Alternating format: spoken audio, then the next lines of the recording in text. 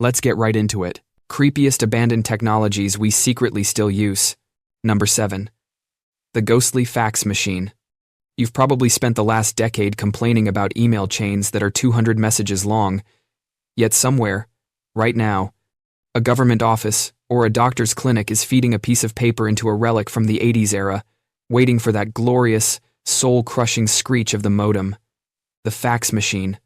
It's like a zombie telegram, a technology that was supposed to be completely murdered by the digital age, yet it still shambles along, haunting the corners of institutional life. What gives? It's not about security, because that paper is just sitting there on a tray waiting for someone to accidentally send your dental records to the intern who's supposed to be getting coffee. No, it's about a deeply flawed psychological principle we call institutional inertia, which is basically the corporate equivalent of an old dog refusing to learn a new trick and just sleeping in the sun all day. When a protocol is established like, thou shalt fax medical documents, the cognitive load required to change it, retrain staff, update all the forms, and not be the person who broke the new digital system becomes so terrifyingly large that everyone just nods, eyes wide with horror, and keeps feeding the paper beast. It's a collective delusion that the analog world is somehow more official or reliable than the ethereal world of ones and zeros, even though we all know the fax paper fades faster than your New Year's resolution.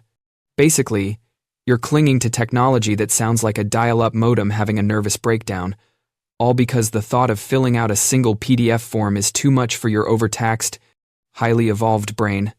Number 6. The wired abyss. You just bought the sleekest, most futuristic smartphone on the market, a seamless slab of glass that whispers sweet nothings about wireless charging and Bluetooth freedom. But where do you actually listen to music? You probably reached into a drawer, pulled out a pair of wired headphones, and plugged that ancient, tiny metal spear, 3.5mm audio jack right into the auxiliary port of your car or your laptop. You are literally using a technology that dates back to the 19th century, a descendant of the plugs used in old telephone switchboards. Why? Because you and your nervous system have a deep-seated contempt for technology that might run out of battery. Wireless earbuds are a commitment. They are a relationship that requires constant charging, pairing, and the inevitable existential dread of losing one in a gutter. The wired jack is the psychological opposite. It's a guaranteed connection. There's a primal, lizard brain comfort in a physical tether, a feeling of absolute control that the flakiness of Bluetooth simply cannot provide. Your brain knows that no matter how fancy your future tech gets, sometimes you just need to be tethered to the audio source like a skeptical mountaineer roped to the side of a digital cliff. The ghost in the machine is the reliable cable. Number 5. The unkillable QWERTY. You're typing this. I'm typing this. Everyone who's ever composed a document or sent a mildly aggressive text message has, at one point, had their fingers hovering over the QWERTY keyboard layout. It's the standard, the norm, the absolute king of interfaces. And it's a total mess, a psychological monument to intentional inefficiency. You see, when the layout was first cemented for mechanical typewriters in the 1870s, it wasn't designed for speed. It was designed to slow down the typists. The arms of the early machines would jam if you hit common letter combinations too quickly. So, they scattered the most frequent letters like T and H and E to opposite ends of the board. Now we have digital screens, light-speed processors, and the ability to choose from objectively superior, scientifically optimized layouts like Dvorak, which lets you type exponentially faster with less finger movement. But do we use them? No. We're locked into QWERTY by a principle called path dependence. It means that once you've invested time and effort into learning the established, historically arbitrary way of doing things, the cost of switching is too high. It's not about what's best, it's about what everyone already knows. Your hands are stuck in the muscle memory of an antique mechanism that was deliberately designed to stop metal bars from crashing into each other. It's the ultimate psychological commitment to mediocrity because, honestly, who has time to relearn the alphabet? Number 4. The click of the shutter. Take a video with your phone. A seamless, silent stream of digital photons are being captured by a microchip. Yet, what do you hear? You hear a mechanical click sound, often followed by a whirring noise if you're taking a burst of photos. That sound is a total lie. Your digital camera has no aperture opening or mirror flipping. It is merely a carefully programmed audio snippet designed to mimic the sound of a single-lens reflex (SLR) camera. This phenomenon exists entirely to satisfy your brain's deep-seated need for auditory confirmation. In the pre-digital era, that satisfying clack was proof. Proof that the mechanism worked, proof that the photo was captured, and proof that the film had advanced. Without that sound, the process feels flimsy, fake, and potentially unsuccessful. Your brain, evolved to trust immediate sensory feedback, struggles to believe that something as important as memory capture has occurred without a physical, reassuring noise. So, the technology lies to you, and you love it. You are literally addicted to the ghost sound of a clockwork mechanism that died in the 1990s, just so you can feel confident in your holiday snaps. Number 3. The analog clock app. You look at your phone to check the time. Even though the primary, most logical, and frankly, fastest way to read the time is in pure digital format, many of your devices and certainly your brain still revert to the analog clock face. You know, the circle with two moving hands. Why do we cling to this radial, less precise, and often visually cluttered method? Because of perceived progress. The analog clock is not just about telling time, it's about seeing time pass. You can instantly glance at an analog face and estimate how much time you have left before a meeting, or how long you've been waiting.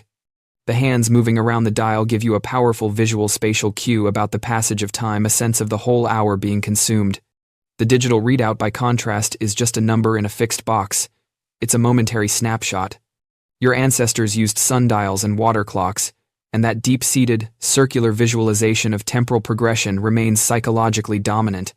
You need those tiny, spinning sticks to feel like your life has a comprehensible, measurable flow. Number 2. The empty trash can. You've just spent 20 minutes carefully curating the digital detritus on your desktop. You drag a huge file you no longer need, a truly massive video file, and drop it onto the icon that looks like a wastebasket or a recycling bin. The file is gone. Mission accomplished, right? Wrong. The digital wastebasket is a psychological placebo, a digital buffer zone inherited directly from the physical necessity of having a basket next to your desk. In the real world, if you threw something away, you had a brief window before the janitor emptied the bin, a chance for last-minute regret. Your operating system mimics this. It doesn't actually delete the file, it just moves it to a separate hidden folder, where it continues to consume disk space until you tell the system to take out the metaphorical trash. The technology provides this second chance entirely to soothe your fear of commitment and data loss anxiety. The file is still on your computer, lurking in the corner, but the visual cue of the empty trash icon gives your brain the dopamine hit of successful cleanup, all while the obsolete data secretly survives, waiting for you to change your mind. You're celebrating the deletion of a file that is still very much alive and well. Number 1. The volume knob vestige. You are sitting in front of your computer, listening to music or watching a video. You want to adjust the sound. What's the most satisfying way to do it? You grab the mouse and slowly, deliberately, click and drag a digital slider or scroll a virtual wheel that visually represents a physical dial. Even on your phone, you often use an on-screen graphic that mimics the act of sliding a physical lever. This is entirely unnecessary. The volume could be controlled instantly with a few presses of an arrow key or a numeric input, but we crave the tactile illusion of the analog volume knob. Before digital controls, a volume knob was a continuous rotary variable resistor, a physical device that gave you smooth, infinite control. That physical turning motion provided a satisfying sense of mastery over the sound waves. When you drag a slider now, your brain is interpreting that motion as the physical turning of a knob, offering a feeling of precision and control that a simple keyboard tap lacks.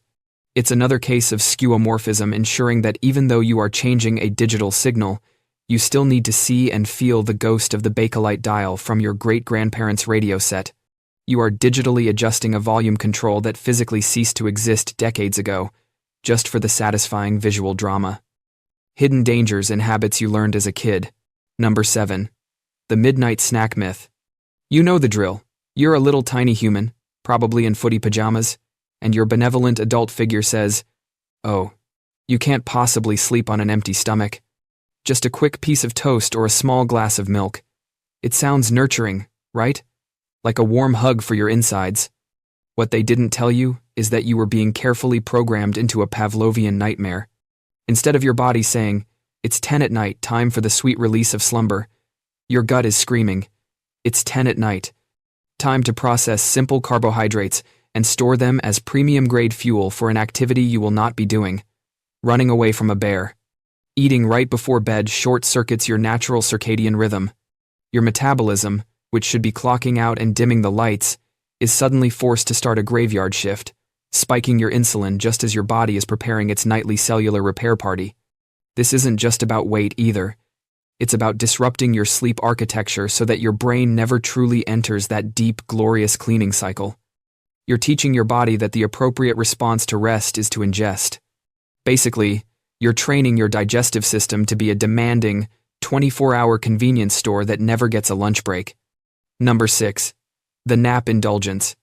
When you were little and the afternoon slump hit, an adult would kindly tuck you in for a mandatory nap. It was the reset button, the magical power-up that turned a cranky demon child back into a tolerable human being. The problem? As adults, we often carry that beautiful, carefree expectation into our midday crash, which, surprise, is a biological certainty thanks to the post-lunch dip in your circadian alertness. So you think, "I'll just close my eyes for a 30-minute power nap?" Then your alarm goes off 90 minutes later, and you wake up feeling like you've been reanimated from a shallow grave and run over by a confused lawnmower. You are now in sleep inertia, that disorienting, groggy purgatory that happens when you yank your brain out of its deep sleep cycle.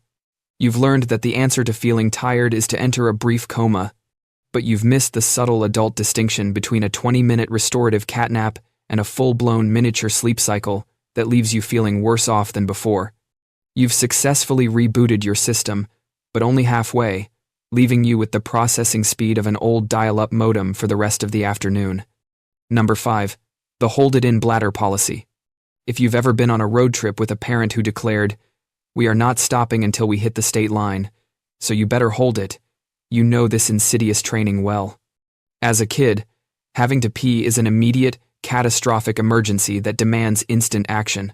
But through repeated behavioral conditioning, usually involving the threat of being left behind at a dusty gas station, you learn to suppress that primal urge.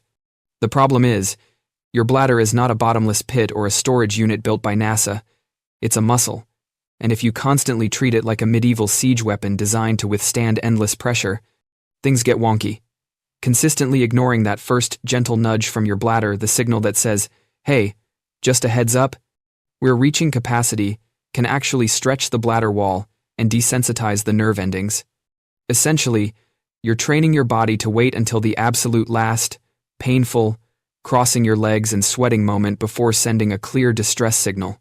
You've traded immediate convenience for the adult complication of potentially incomplete voiding, which is a surprisingly gross medical term for, you didn't empty the tank all the way. You learn to live in low-grade discomfort just to save 5 minutes on the itinerary. Number 4. The unscheduled hydration strategy. Think about how you learned to drink water as a kid. You didn't, really, unless you were desperately thirsty after running around outside until your tongue felt like sandpaper. Hydration was a reactive measure, a desperate counteraction to extreme dehydration, not a proactive, steady habit. Now, as an adult, you carry this habit. You realize it's 3 in the afternoon, you haven't touched a glass of water, and your brain is starting to feel like a dried-out sponge. So, you chug a giant Nalgene bottle of water in about 45 seconds, trying to catch up. This is the hydration equivalent of trying to pay off 10 years of debt with one massive, panicked transaction. By waiting until you feel intense thirst, you're already significantly dehydrated, which impacts cognitive function and mood. Then, by flooding your system all at once, you're sending your kidneys into overdrive, guaranteeing frequent, inconvenient trips to the bathroom, the very definition of inefficient hydration. You're teaching your body that the only way to manage its water supply is through emergency flood control, rather than steady, sensible sipping. Number 3. The silent anger protocol. Imagine a kid is told, "Stop crying right now, or I'll give you something to cry about," or maybe, "Big boys, girls don't get angry." You learn early on that certain emotions, especially frustration and anger, are liabilities that must be immediately stuffed into the deep, dark vault of your internal experience. This is the origin of the silent anger protocol. As an adult, when someone cuts you off in traffic or your boss sends an annoying email, you don't express the natural, proportional irritation. Instead, you swallow it whole, maybe force a small, unsettling smile, and then spend the next hour internally reviewing the scenario in a toxic, looping monologue of escalating rage. You're not actually resolving the emotion, you're just transforming external conflict into internal stress, elevating your cortisol levels, and subtly sabotaging your digestive system. This ingrained habit teaches you that emotional management means emotional suppression, turning your perfectly valid feelings into a self-contained stress grenade that periodically detonates right in your own gut. You learn to be polite by being physically self-destructive. Number 2. The blanket fortress defense. You probably spent half your childhood convinced that a simple blanket or comforter was an impenetrable, magical shield against everything: monsters under the bed, cold drafts, and the existential dread of being a small person in a large, shadowy room. This is the origin of the adult habit of using physical barriers and material comfort as an immediate, often maladaptive, response to psychological stress. When you are feeling anxious, stressed, or emotionally exposed now, your primitive brain defaults to the blanket fortress defense. You grab a massive weighted blanket, throw on the most oversized hoodie you own, and nestle into your couch like you're preparing for a nuclear winter. You are seeking physical, external cocooning to solve an internal, cognitive problem. While comfort is nice, this habit conditions you to equate emotional safety with physical encapsulation. You learn to run away from your problems by building a cozy, temporary fabric prison for yourself, instead of actually addressing the source of the discomfort. Your nervous system believes that if it can't see the threat doesn't exist. Number 1. Finish your plate syndrome. The classic guilt trip. There are starving children in Africa. As if magically transporting your leftover cold peas to a needy human was an actual option. This little phrase, hammered into your impressionable mind, is the architectural blueprint for ignoring satiety signals. Your stomach whispers, "Hey, I'm good." And your childhood-ingrained neural pathway screams, "Shut up," internal monologue. Those last 3 bites are not optional. They are a moral obligation to an abstract famine. The physiological truth is that your brain takes about 20 minutes to register that your stomach is full. By forcing yourself to eat past the point of comfort to achieve a shiny, clean plate, you're overriding one of your most essential survival mechanisms. You are training yourself to prioritize an arbitrary, external rule over your body's intrinsic, biological message. Congratulations, you've learned how to perpetually ignore your own internal alarm system for the sake of not wasting a single cold string bean. Popular advice that's totally wrong about how money works. Number 7. Always buy the cheapest. Have you ever spent an entire Saturday afternoon driving to 3 different big box stores just to save a combined $15 on dish soap, light bulbs, and a garden gnome? Congratulations.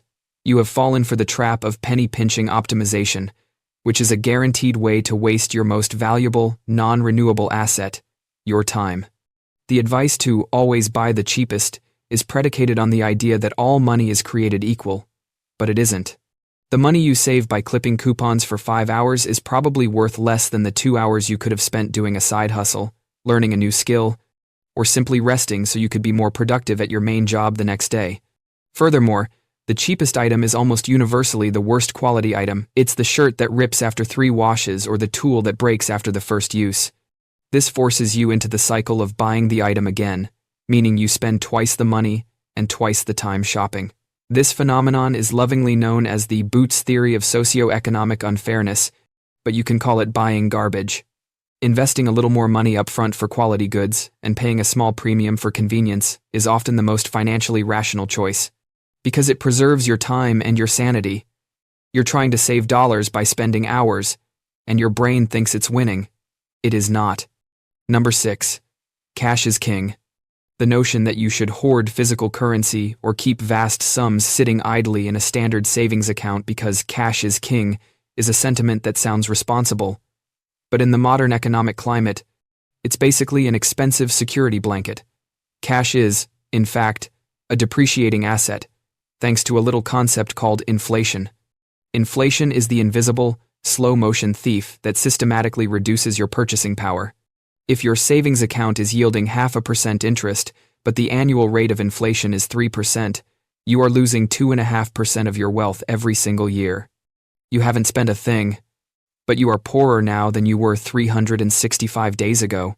True financial literacy understands that the goal isn't simply to have money, but to have that money work for you by growing at a rate that at least beats inflation.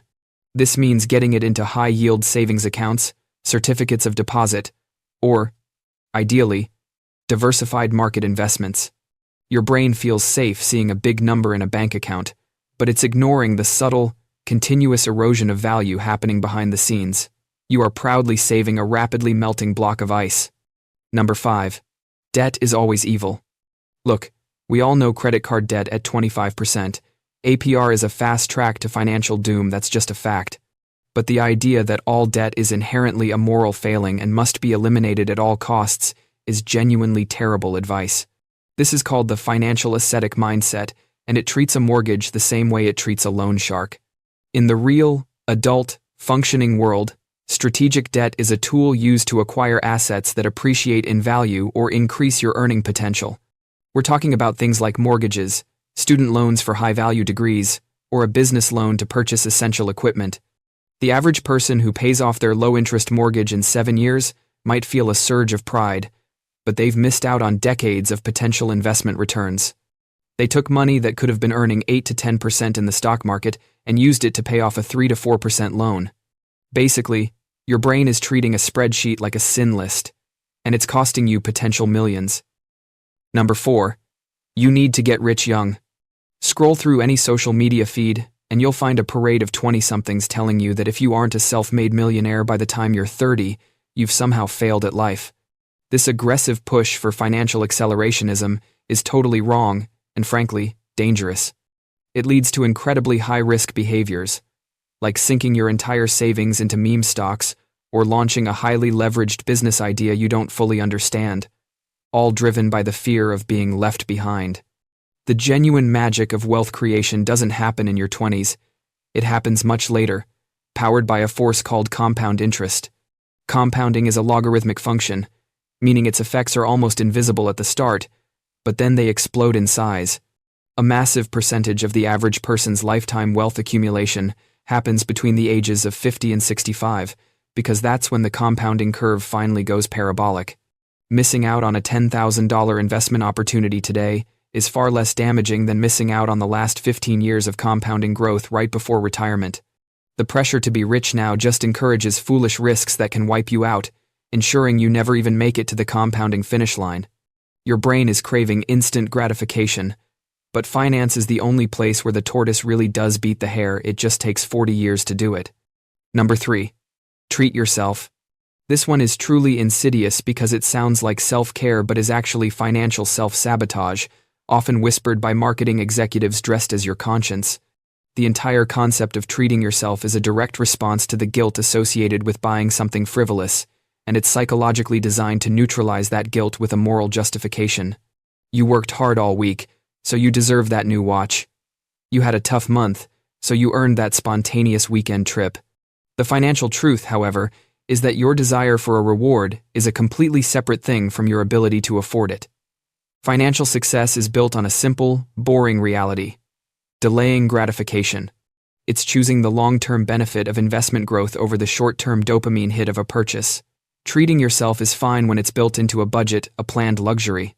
But when it becomes the reflexive response to any minor inconvenience or achievement, you've replaced smart savings with emotional spending. Your brain is telling you that money is a trophy you earn and should be immediately liquidated, instead of a tool you use to build a secure future. It's basically celebrating sobriety with a shot of whiskey. Number 2. Always follow the guru. Oh, you finally bought that $500 course from the guy whose whole personality is a rented Lamborghini and aggressively bleached teeth? That's fantastic. You've just fallen for the oldest trick in the financial book, believing that there's a secret, repeatable formula to make money that someone is willing to sell you for less than the cost of a private jet.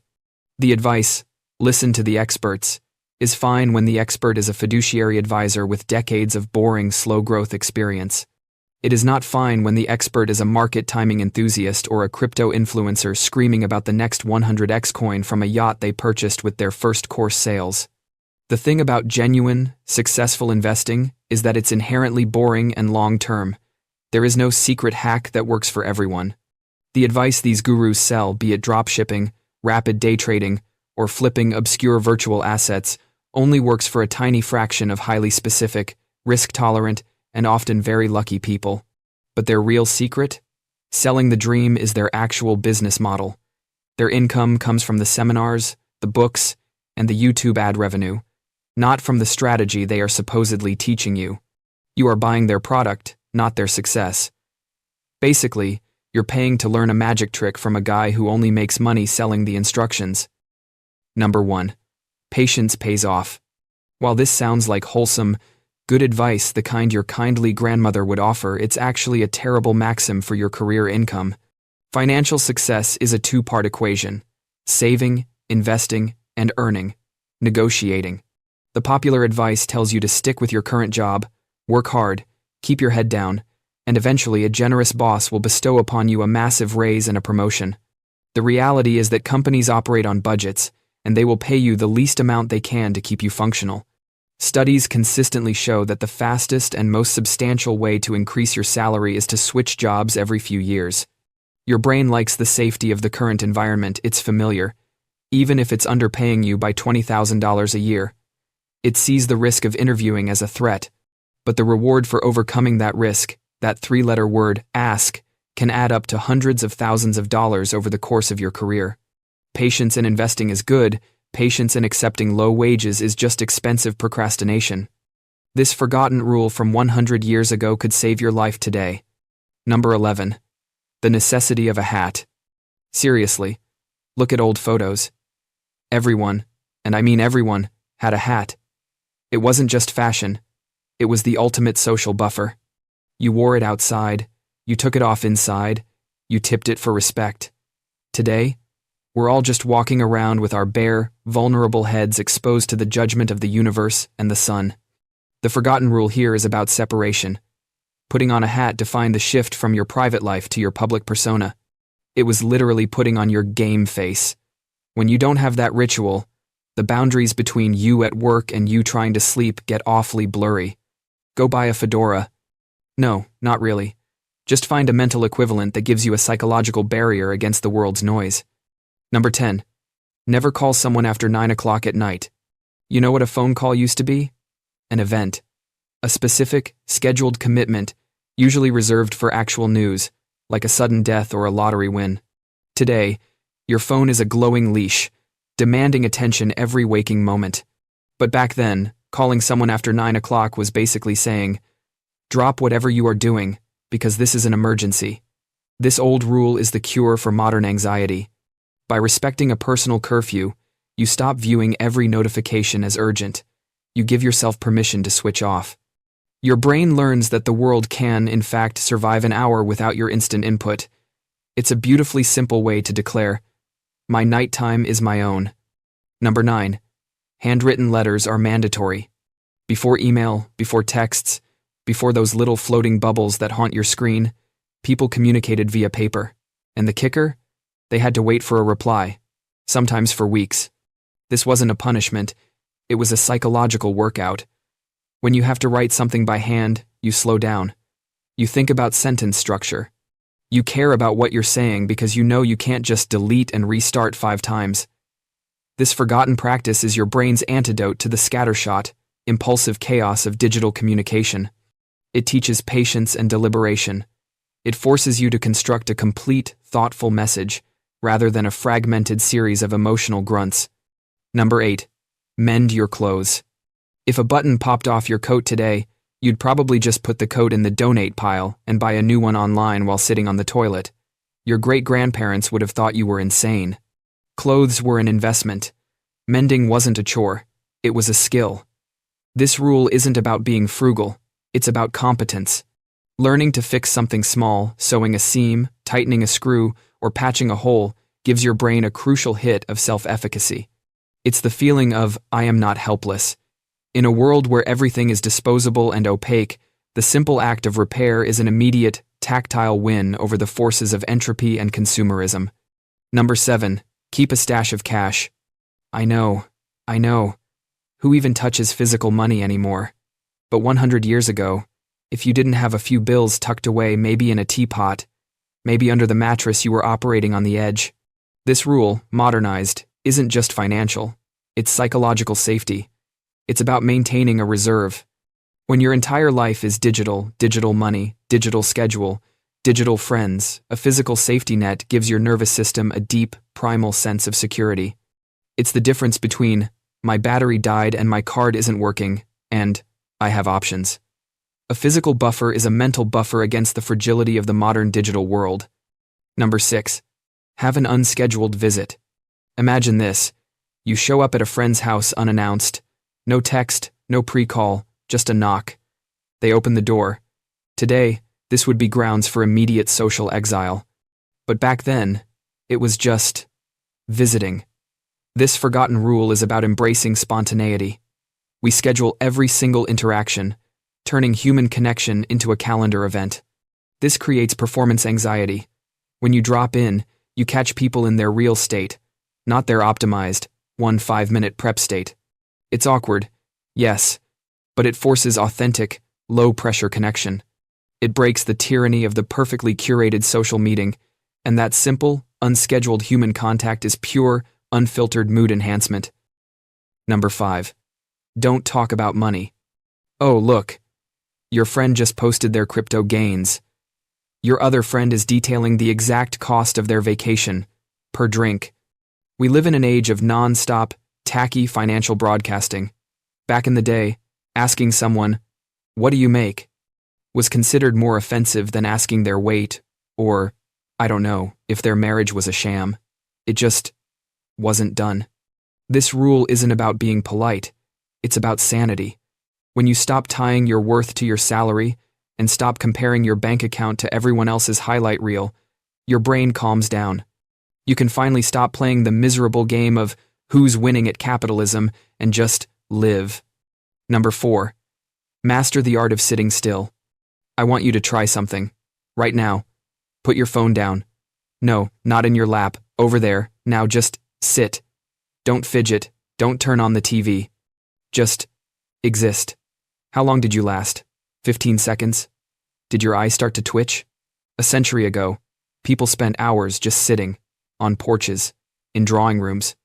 Without a podcast, a breaking news alert, or a vibrating notification, they were forced to entertain their own thoughts. It's a lost survival skill.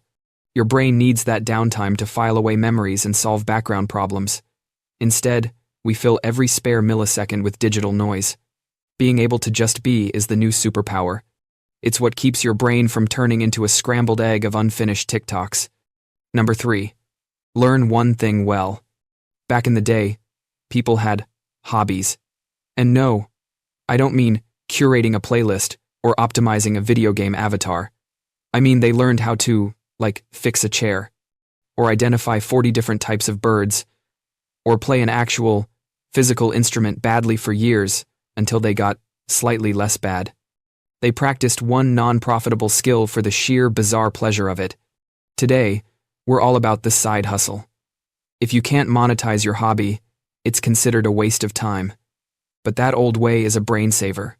Focusing deeply on one complex, useless skill, whittling, baking bread, learning Victorian new glove stretching techniques builds gray matter. It's mental resistance training. It's the one part of your life that isn't about being productive for someone else, which might be the only thing that stops you from completely merging with your job title. Number 2.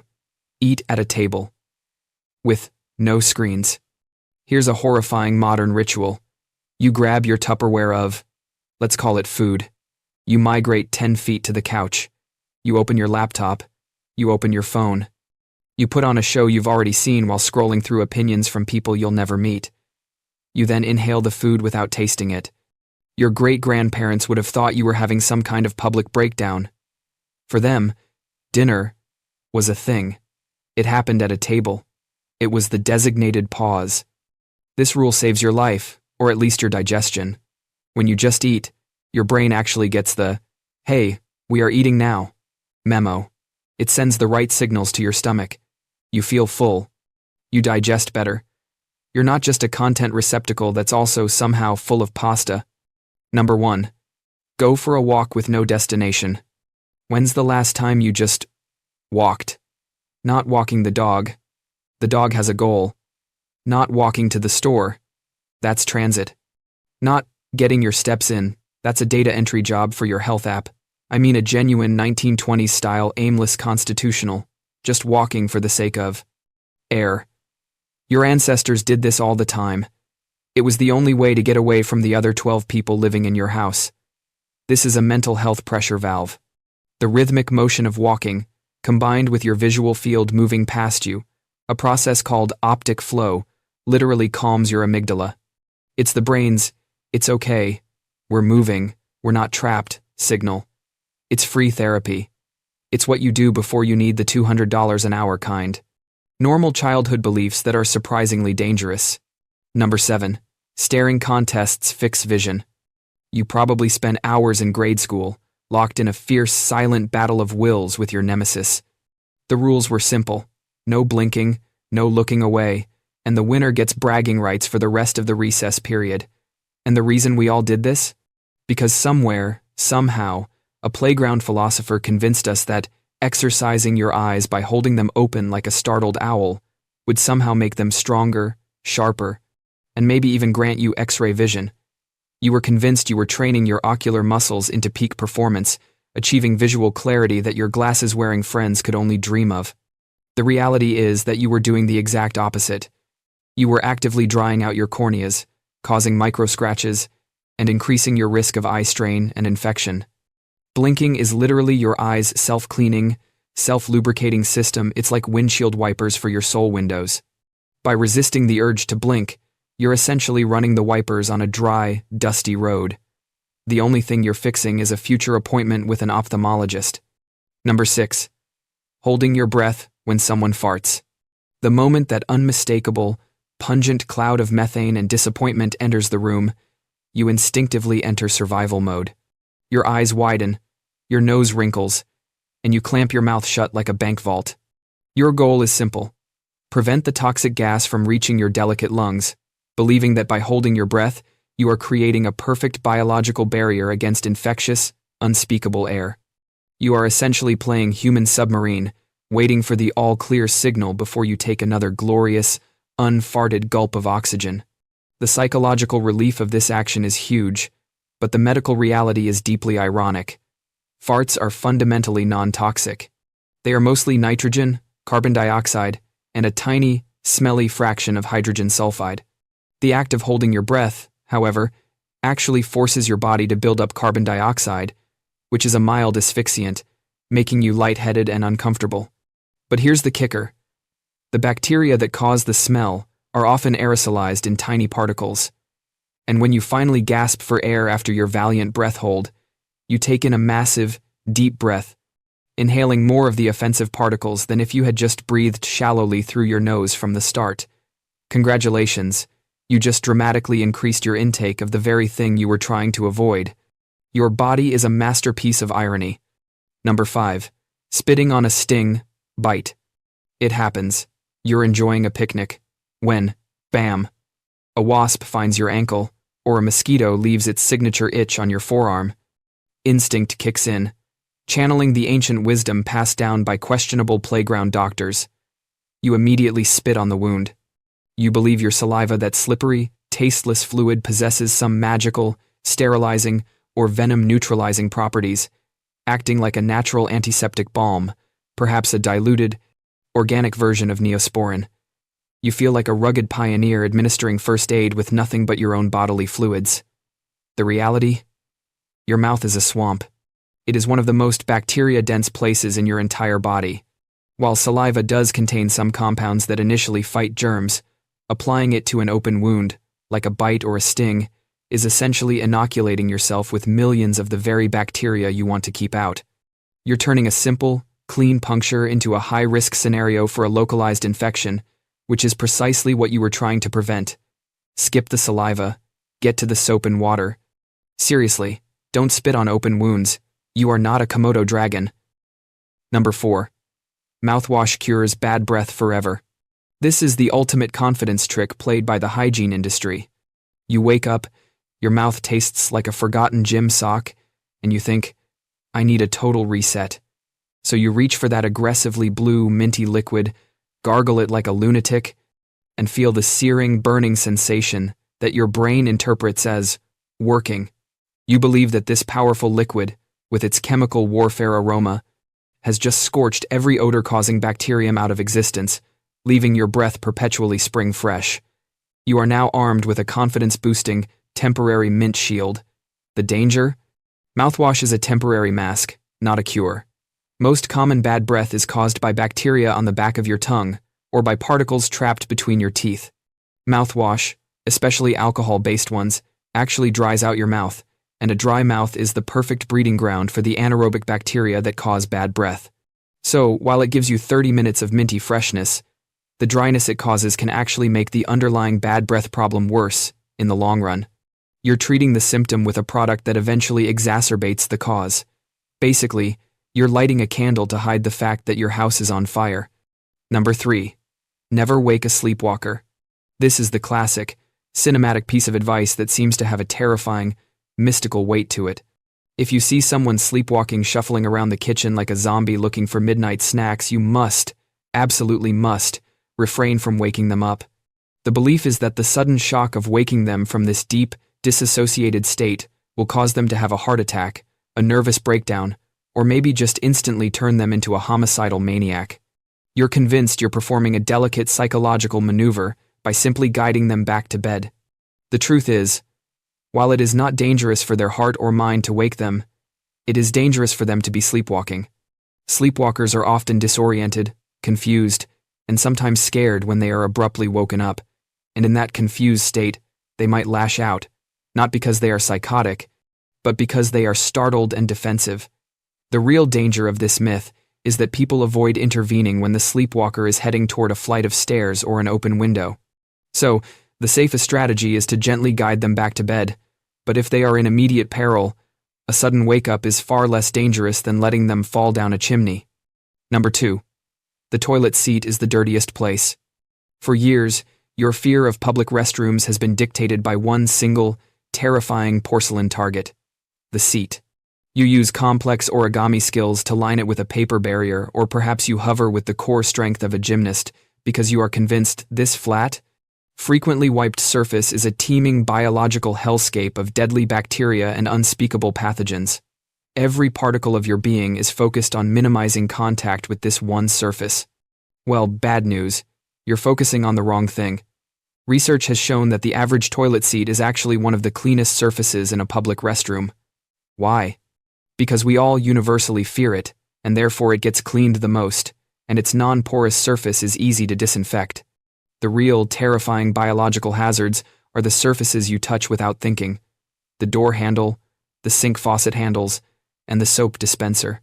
You are meticulously protecting your butt from an imaginary threat while you casually rub your fingers all over surfaces that are statistically much more likely to be contaminated with fecal coliforms. Congratulations, you've been aiming your hygiene anxiety at the wrong target. Number 1. Getting closer to hear better. You're in a crowded room, maybe a birthday party or a noisy family dinner, and someone is trying to tell you a secret or a vital piece of gossip. You can't quite catch the specifics over the din. What do? You lean in, weigh in. You practically place your ear directly next to their mouth, convinced that the geometric reduction in distance will dramatically increase the volume and clarity of the whispered words. The belief is that sound is a simple volume knob: closer equals louder, end of story. The problem is that while yes, sound dissipates over distance, the real danger you're ignoring is background noise. When you jam your ear right next to someone's mouth, you're not just picking up their voice, you're also picking up the total volume of their voice, including the loud, low-frequency breath sounds, the sharp S sounds, and the wet, distracting sounds of their oral cavity. You're drowning out the meaningful information with literal mouth noise.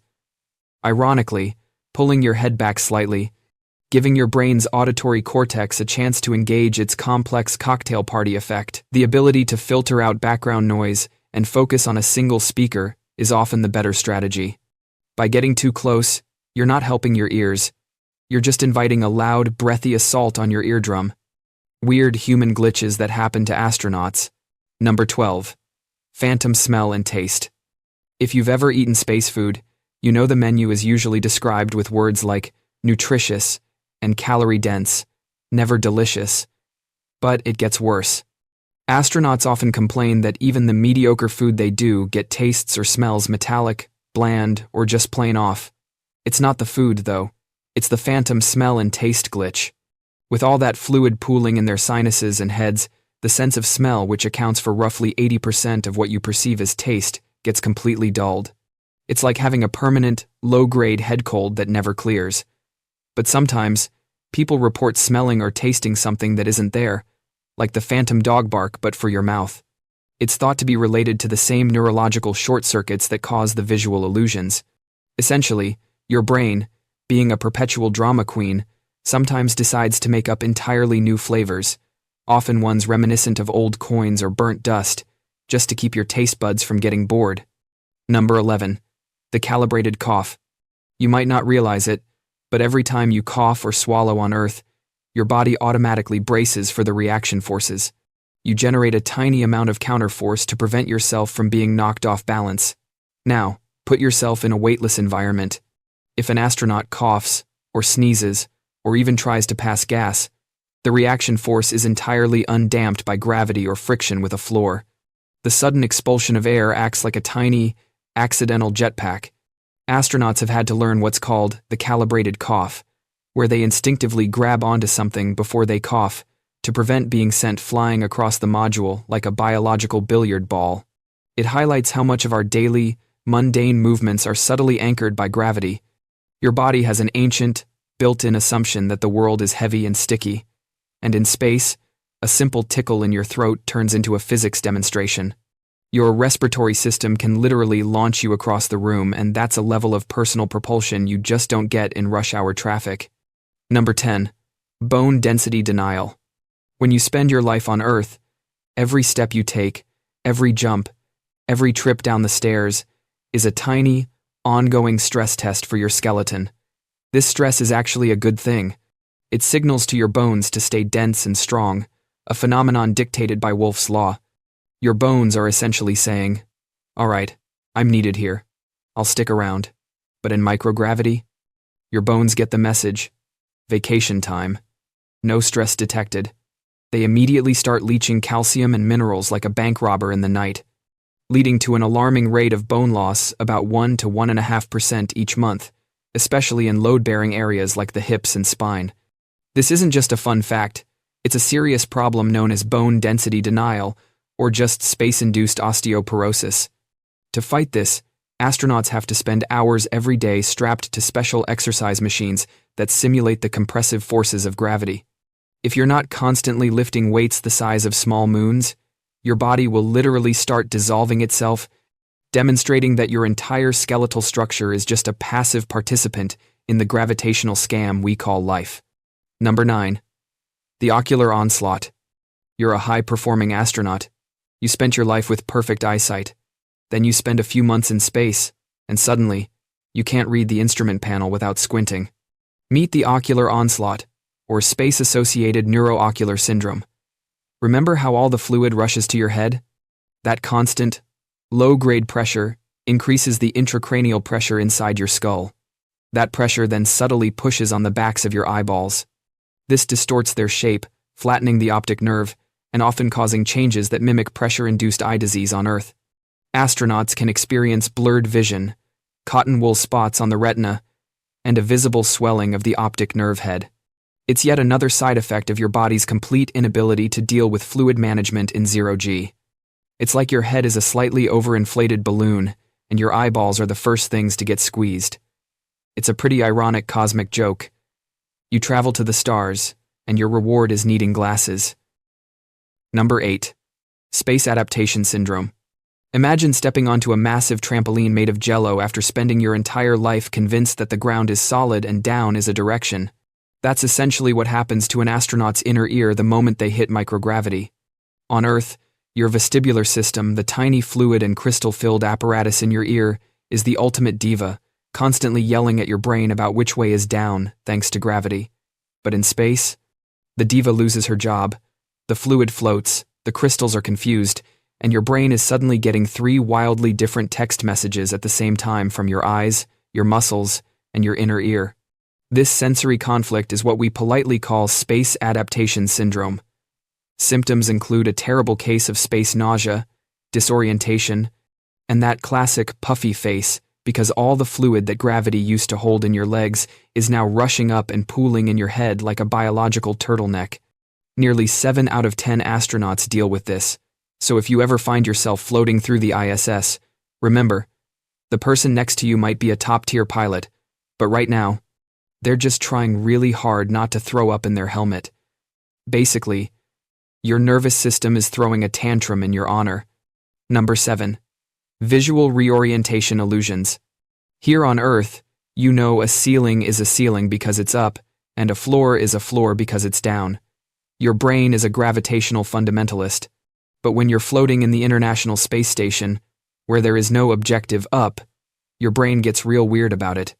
You might be working normally, then you turn your head, see a crewmate floating upside down, and suddenly snap. The wall you were just looking at becomes the floor. It's like your perception of reality just pulled a 90-degree flip to stay aligned with the nearest available visual cue, which is often just the biggest panel of lights or equipment. Astronauts have reported feeling like the entire room is rotating around them just by opening their eyes. This isn't a mental illness, it's just your visual system trying to compensate for the fact that the old-school compass, the one in your inner ear, has been tossed out of a window that doesn't exist. They call these visual reorientation illusions. It's a reminder that your brain is mostly just making stuff up, and it relies heavily on gravity to keep the narrative straight. Number 6. The shadow sleeper. You'd think sleeping in a silent, zero-G environment, cocooned in a cozy sleeping bag strapped to a wall, would be the most relaxing experience ever. You'd be wrong. Astronauts often report a kind of low-grade, constant sensory deprivation. On Earth, even in the dark, you have gravity telling you where you are, and you have noise, wind, traffic, your neighbor's questionable music taste. In space, all those background signals vanish. The result? Your brain, which absolutely despises dead air, starts trying to fill the void. This leads to the shadow sleeper phenomenon, where people experience mild, but persistent, hypnagogic and hypnopompic hallucinations, the kind that happen right as you fall asleep or wake up. They'll see flashes of light or hear phantom voices. One famous report involved an astronaut swearing they heard a dog bark, despite being several hundred miles above the nearest canine.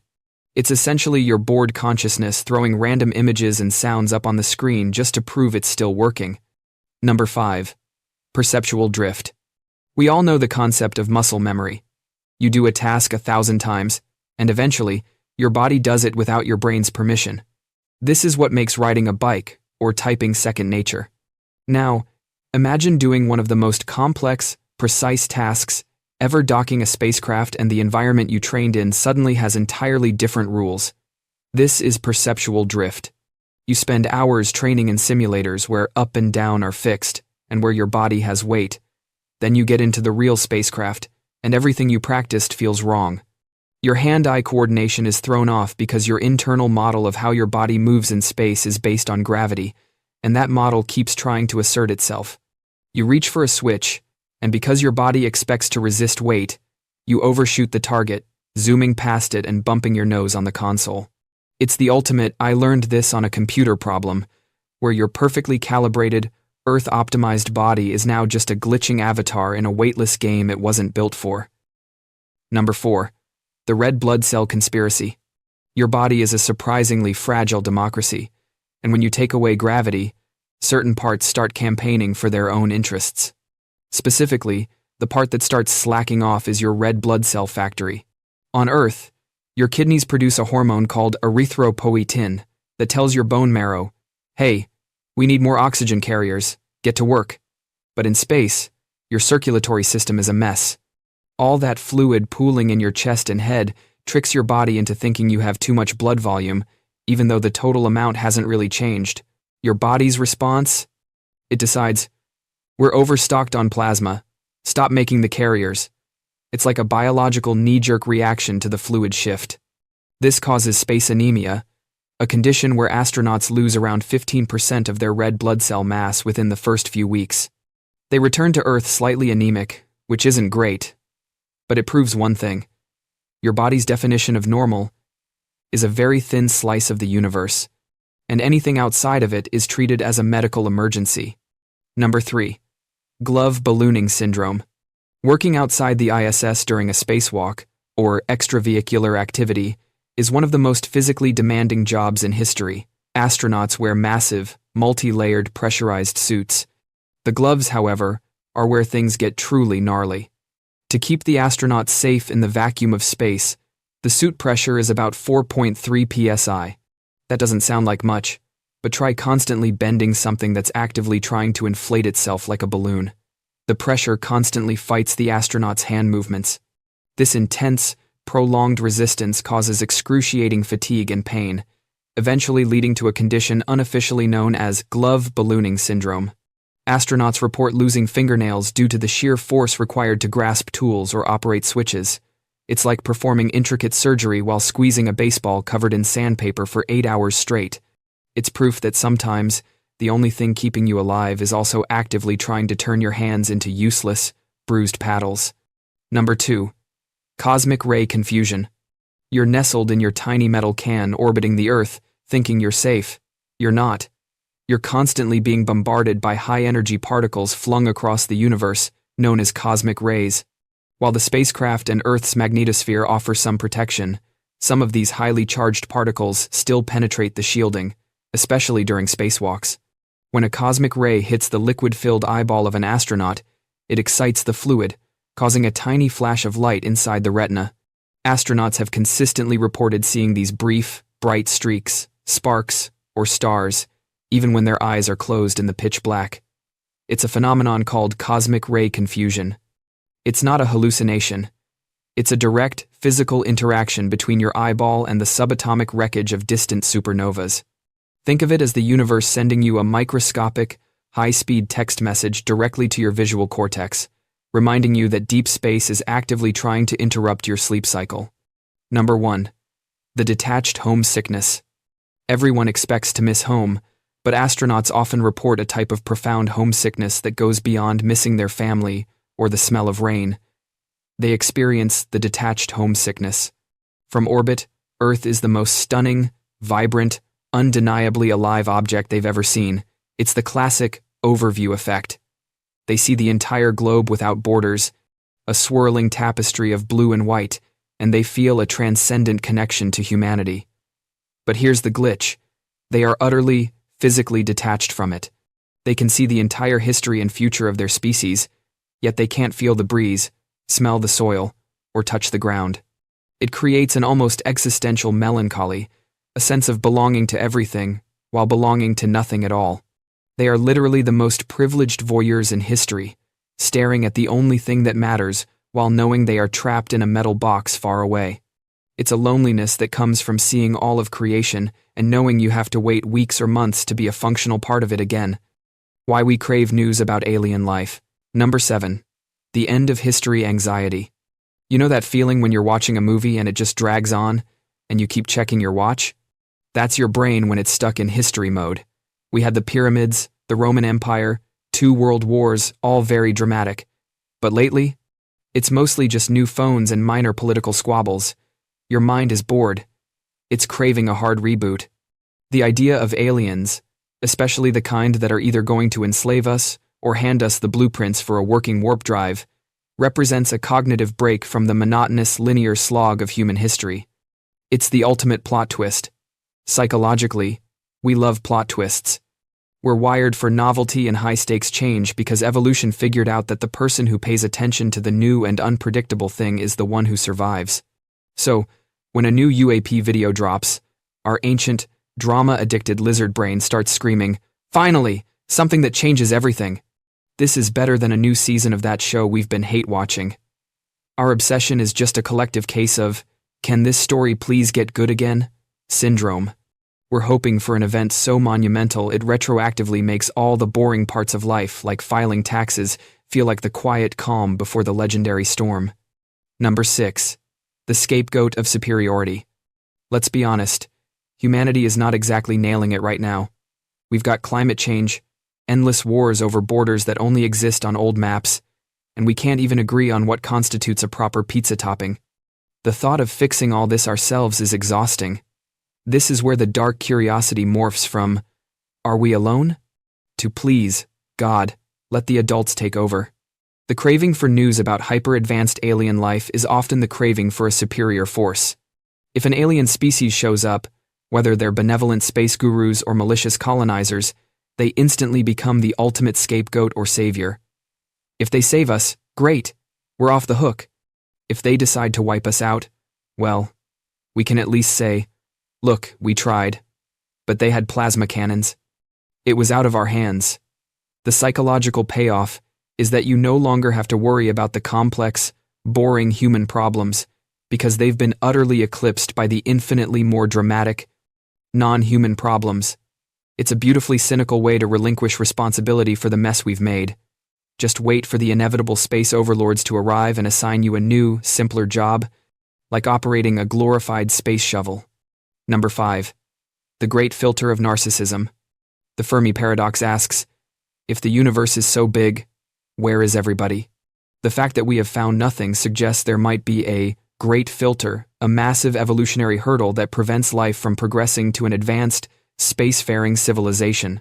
One dark solution to the Fermi paradox that taps into human psychology is the idea that the filter is technological self-destruction, fueled by a species' own narcissism and hyperstimulation. The modern alien news consumer is addicted to information and stimulation. The theory is that truly intelligent alien civilizations may not blow themselves up with nukes, but they get so good at creating internal, simulated realities that they simply stop caring about the messy, hard work of space travel. They disappear up their own brainstems, creating perfect virtual worlds, getting addicted to fake fitness cues, like our own social media and virtual entertainment, and slowly allowing their real-world civilization to atrophy and die out. Our dark curiosity about aliens is therefore a kind of cosmic mirror. We're looking for them, but our own consumption of sensationalist, reality-bending media suggests we might be enacting the filter on ourselves. Every time you click on a blurry UFO video instead of reading a paper on fusion energy, you are following the same path as the theoretical alien civilization that gave up on space in favor of a perfect, simulated life on their couch. Number 4. The good kind of curiosity. Not all curiosity is dark. Sometimes, it's profoundly elevating. Psychologists and astrobiologists have explored the concept of the Panzoic effect, which is related to the famous overview effect felt by astronauts. The overview effect is the feeling of awe and oneness astronauts experience when looking down at Earth, seeing it as a single, fragile sphere without borders. The Panzoic effect is the intellectual and spiritual version of this. Thinking about the possibility of alien life forces us to completely reevaluate what life is, what intelligence is, and what our place is in the cosmic whole. This act of reflection can inspire awe and wonder, making us feel more connected to all of humanity and less concerned with our petty, terrestrial conflicts. Studies have shown that people tend to have a more positive and optimistic emotional reaction to the news of discovering extraterrestrial life, even microbial life, than they do to the discovery of synthetic human-made life. The genuine, non-conspiratorial dark curiosity here is the exhilarating, mind-bending terror of confronting a truth so vast it could shatter all our current scientific and philosophical frameworks, and that's a good thing. It's the ultimate intellectual adventure that promises to make us better, more unified, and more reflective as a species. Number 3. The existential antidote. This one dives into the deep, dark well of human anxiety. One of the greatest ultimate concerns in existential psychology is isolation, the feeling that we are alone in a cold, vast, and meaningless cosmos. Historically, religion provided the narrative and comfort that we are part of a grand, divine plan. In our increasingly secular, scientific world, for many, this framework no longer works. The belief in intelligent, visiting aliens has become a modern myth that serves the exact same psychological function. It is the ultimate existential antidote. Problem: the universe is silent, random, and meaningless. Solution: alien myth. The universe is actually teeming with life, and we are being watched, guided, or even controlled by intelligent, super-powerful beings. This belief system immediately fills the existential vacuum with purpose, meaning, and a sense of being part of a larger, incredibly dramatic story. The aliens are, in effect, the new high-tech gods or angels, or demons, giving structure and significance to an otherwise terrifyingly random existence. The curiosity is dark because we crave the thrill of the unknown, but it's fundamentally a hopeful, deep-seated psychological mechanism to avoid the absolute dread of being alone. Number 2. The psychology of mistrust and conspiracy. The modern UFO, alien narrative is deeply intertwined with conspiracy theories, which satisfy core psychological needs when a person feels a loss of control or overwhelming uncertainty. Epistemic needs. The human mind has an innate need for understanding and certainty. When faced with truly unexplained phenomena or crises, the mind seeks patterns. Conspiracy theories, even if flawed, provide a complete, coherent, and often simple narrative to replace uncertainty. The dark curiosity here is the drive to feel in on the secret, to possess hidden knowledge that grants a sense of intellectual superiority and control over a chaotic world. Existential needs. Belief in a government cover-up allows individuals to project their feelings of powerlessness and alienation onto a clearly defined, powerful, and malevolent entity. The aliens, UFOs, are merely the content of the secret. The dark curiosity is fundamentally rooted in a deep-seated institutional mistrust that predates the modern UFO phenomenon. Cognitive biases. UAP sightings are fertile ground for illusory pattern perception, seeing causal connections where none exist, and confirmation bias, only accepting information that supports the alien hypothesis. Our dark curiosity is amplified by the brain's evolved function to recognize patterns for survival, even if it sometimes leads to false alarms and elaborate, unfounded theories. Number 1. The mythological imperative. Ultimately, the dark curiosity surrounding aliens taps into humanity's most ancient need: myth-making. UFOs and extraterrestrials are the modern myths of a scientific and secular age. They perform the same function as gods, demons, and celestial beings in older cultures. They provide answers to fundamental, unsettling questions. Where do we come from? Are we alone? What is beyond death? The cosmos. Our dark curiosity is a search for meaning, a compelling narrative that re-enchants a world stripped of magic, where the unknown is no longer heaven or hell, but the vast, cold void of space. That's all for today. I'll be making similar videos in the future. Subscribe to see them.